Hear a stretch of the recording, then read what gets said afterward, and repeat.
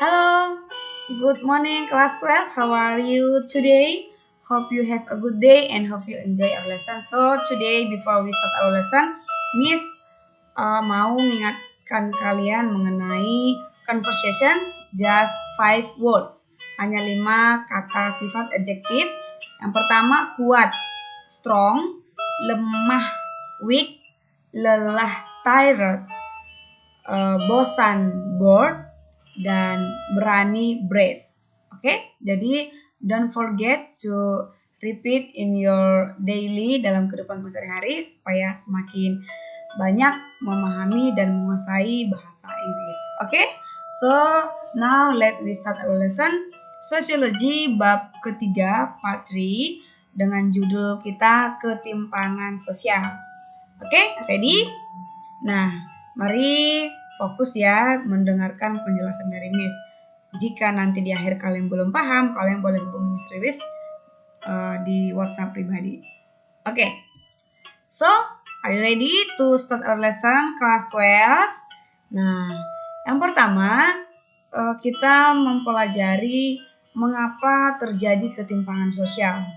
Tadi kan judul besarnya kan ketimpangan sosial. Nah, sekarang kita berpikir dulu mengapa terjadi ketimpangan sosial.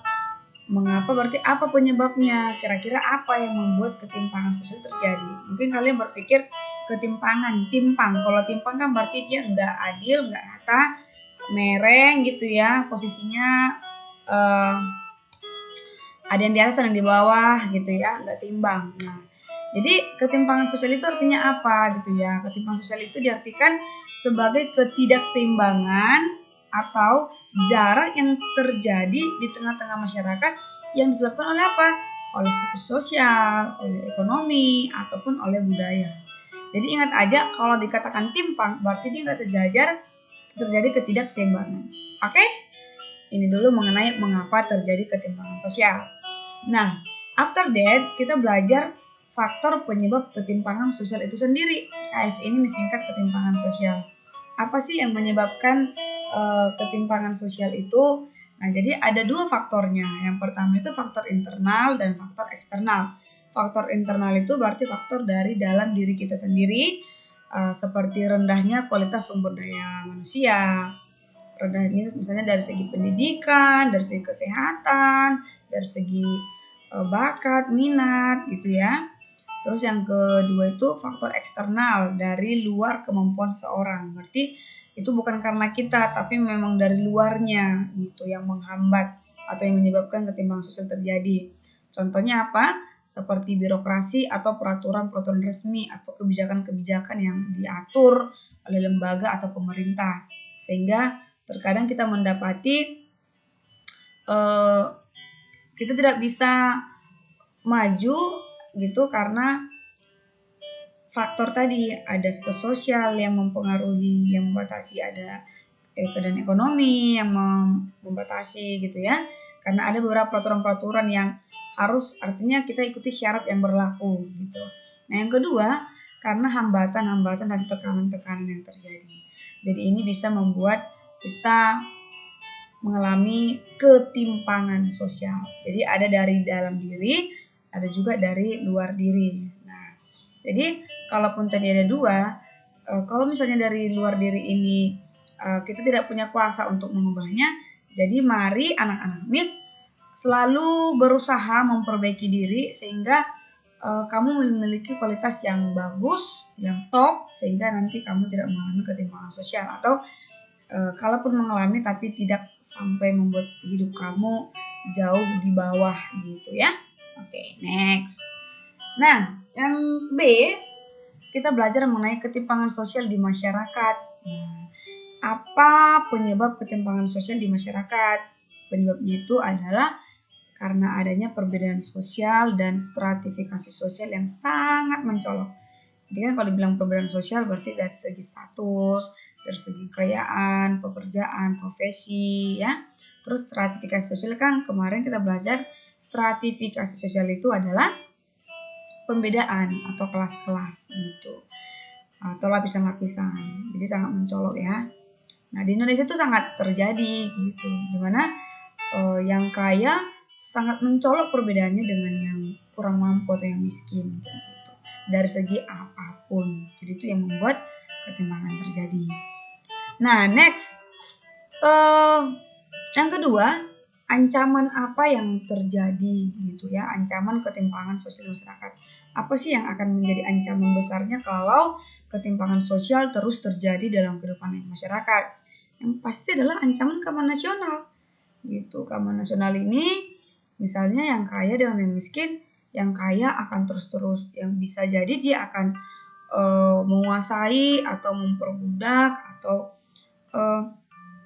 menghimpit hak-haknya si orang yang kurang mampu atau miskin tadi, dan sebaliknya orang miskin ini akan selalu merasa bermusuhan dengan orang kaya sehingga mereka bisa nekat untuk mencuri, melakukan tindak kriminal, makanya perampokan, pencopetan dan segala macamnya. Dan itu semua jika terjadi tindak kriminal gitu ya, ketidakadilan itu akan mengganggu pembangunan ekonomi. Iya, jadi semakin besar ketimpangan itu terjadi akan mengganggu pembangunan ekonomi, akan semakin tidak aman sebuah negara. Oke? Nah, itu tadi mengenai masyarakat. Nah, ternyata di dalam dunia pendidikan pun aku terjadi ketimpangan sosial. Kok bisa sih, Miss? Gitu ya. Nah, mari kita cek satu persatu. Yang pertama itu ketimpangan itu terjadi di pendidikan karena lingkungan sekolah tidak berkualitas. Ada lingkungan sekolah yang sangat megah, wow gitu ya, lengkap semuanya. Ada yang dia di pelosok, bahkan atapnya aja dia udah mau rewot gitu, udah sebenarnya tidak layak pakai lagi. Dinding-dindingnya terbuat dari papan gitu ya, yang sudah tidak layak gitu. Atau fasilitasnya juga gitu ya. Terus kurangnya kesempatan memperoleh pendidikan yang berkualitas. Kenapa bisa berkurang kesempatannya? Karena ini tadi memang semakin tinggi sebuah pendidikan, semakin bagus sebuah sekolah, pasti biayanya semakin besar. Nah, masalahnya jika biaya semakin besar, tidak semua masyarakat Indonesia mampu untuk membayar biaya yang besar itu tadi. Jadi mungkin kalian berasal dari keluarga yang menengah ke bawah, tetapi dari segi kemampuan tidak kalah dengan anak-anak orang kaya. Masalahnya adalah anak orang kaya bisa sekolah di tempat yang pendidikannya berkualitas. Nah, kalian yang menengah ke bawah tidak bisa. Jadi itu bisa membuat ketimpangan semakin besar. Yang kedua, kualitas lulusan yang kurang memadai. Nah, makanya banyak memang lulusan-lulusan yang dia lulus tapi kemampuannya belum, gitu. Kualitasnya belum bisa dipakai di tengah-tengah masyarakat. Nah, jadi anak-anak MIS, terutama ini kalian ya kelas 12, pastikan sebelum kalian tamat dari SMA, sebelum meninggalkan masa putih abu-abu, pastikan kalian tuh punya kualitas gitu. Jadi kalaupun nanti nggak kuliah, kalian bisa dipakai langsung terjun ke masyarakat, bekerja, tidak menjadi beban masyarakat atau jadi pengangguran gitu, supaya ketimpangan sosial tadi tidak semakin ada. Nah, nomor 4, fasilitas pendidikan yang tidak sama. Ya benar ya, sekolah yang bagus, yang biaya sekolahnya tinggi, pasti kualitasnya lebih bagus, lebih memadai dibanding sekolah yang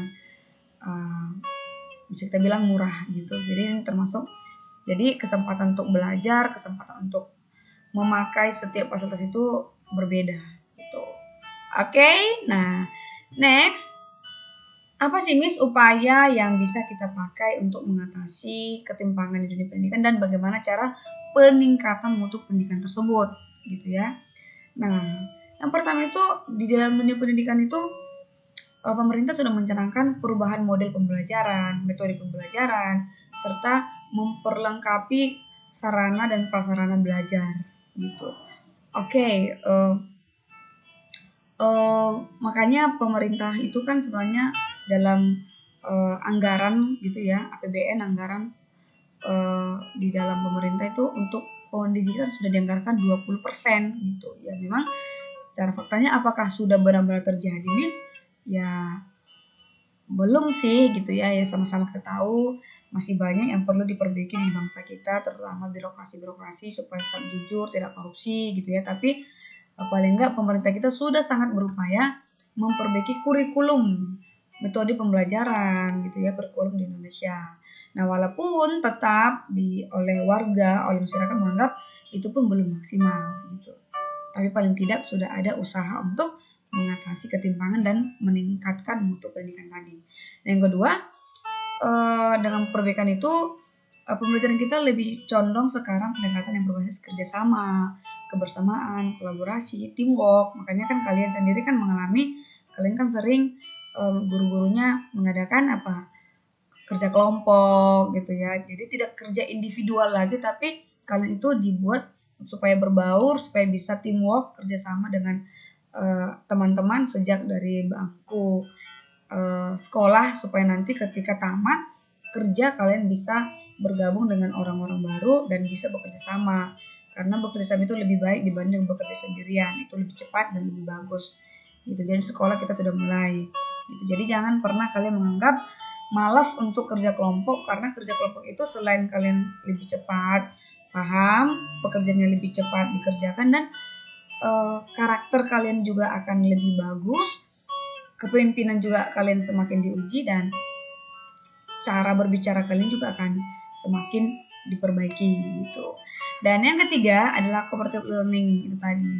Cooperative learning itu kan berarti kerjasama tadi, pembelajaran yang kolaborasi, kebersamaan. Nah, kenapa itu sekarang dikembangkan oleh pemerintah, oleh dunia pendidikan kita? Karena dengan begitu Indonesia akan mewujudkan pendidikan manusia yang berotak dan juga berhati.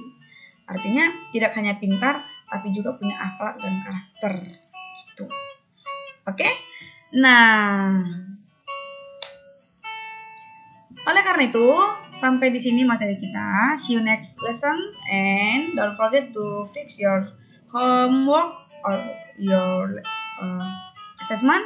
Ada 2, kerjakan di buku tugas kalian dan kirimkan hasilnya lewat WhatsApp pribadi. Okay, thank you for your attention. God bless you and bye-bye.